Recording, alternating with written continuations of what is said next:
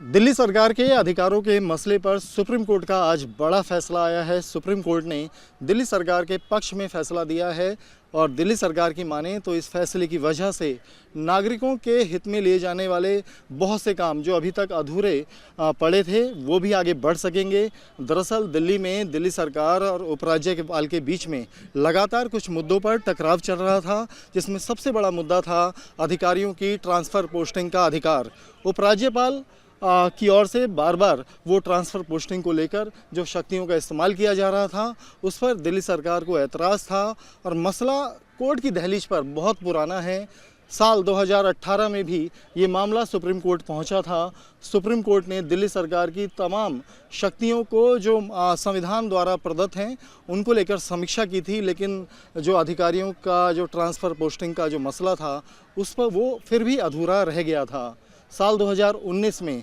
Supreme court की double bench ने इस पर एक बार फिर सुनवाई की, लेकिन सुप्रीम कोर्ट की डबल बेंच का जो फैसला आया वो भी दोनों जजों की राय अलग अलग थी। एक दिल्ली सरकार को शक्तियां देने के पक्ष में थी और जो दूसरे जस्टिस थे, जो डबल बेंच में जो दूसरे जज थे, उनका कहना था कि नहीं, क्योंकि दिल्ली केंद्र शासित प्रदेश है तो केंद्र की ही शक्तियां यहां पर लागू होंगी, जिस वजह से अलग अलग राय जजों की होने की वजह से वो फैसला भी किसी तरह से ज़मीन पर नहीं नज़र आया और विवाद बना रहा और वो विवाद आज तक चला जा रहा था। लेकिन सुप्रीम कोर्ट में ये मसला फिर आने के बाद 5 जजों की संविधान पीठ ने लगातार इस पर 9 दिन तक एक लंबी सुनवाई की और उसके बाद ये फैसला दिया कि जो दिल्ली में अगर हम सिर्फ जो विधानसभा की जो शक्तियां होती हैं, चाहे पब्लिक ऑर्डर हो, पुलिस हो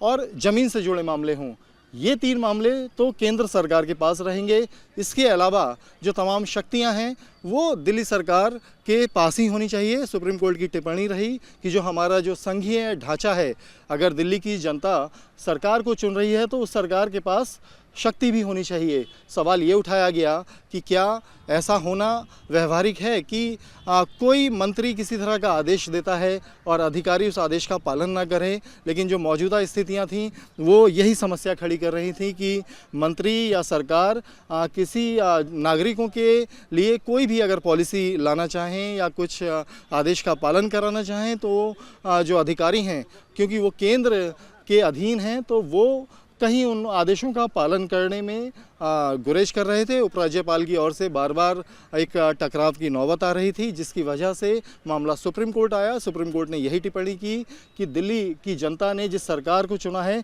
उसके पास भी उसमें अनुच्छेद का हवाला दिया गया कि उस अनुच्छेद के तहत उसके पास भी शक्तियाँ होनी चाहिए। और इसके बाद सुप्रीम कोर्ट ने साफ कर दिया कि सिर्फ पुलिस,